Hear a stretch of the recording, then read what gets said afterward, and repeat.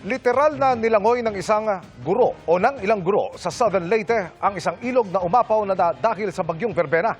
Nakapitong landfall na ang bagyo bago ang inaasahang paglabas nito sa Philippine Area of Responsibility bukas. Ang iba pang epekto ng bagyo sa pagtutok ni Mariz Umali. Matapang na nilangoy ng mga gurong ito sa Bontoc, Southern Leyte ang rumaragasang ilog sa Barangay Malbago nitong Lunes. Buwis buhay ang isa-isa nilang paglangoy para lang makauwi sa kani-kanilang bahay. Nasa paaralan na raw kasi sila nang magkaroon ng anunsyo ng class suspension.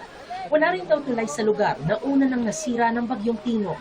Ang ipinalit naman na makeshift bridge, tinangay ng rumaragas ang tubig dahil sa bagyong Verbena. Sa Gihulngan City, Negros Oriental, sumemplang sa gitna ng rumaragasang baha ang rider na ito.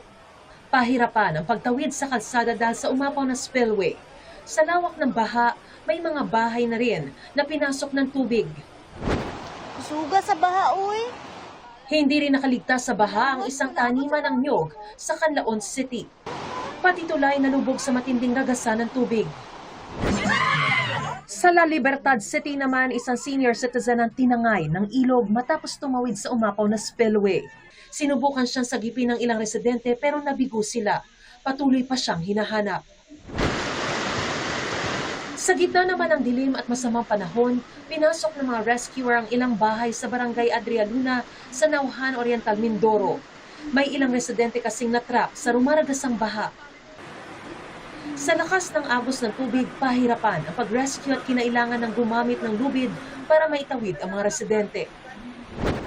Kinaumagahan, tumambad din ang baha sa ilang pangkalsada kung saan stranded ang ilang motorista. May ibang sumubok pa ring dumaan pero tinulak na lang ang motor para makatawid. Ilang bahay at establishmento rin ang pinasok ng tubig. Mabilis ding tumaas ang tubig sa Aklan River dahil sa mga pag-ulang ibinuhos ng bagyong Verbena. Status itatong suba, kaya sa Aklan, kaya sa Libakaw. Dahil sa mga pagbaha, nagpatupad na ng forced evacuation sa mga bayan ng Madalag at Kalibo. Sa bayan naman ng Tangalan, nanalasa pa ang isang buhawi.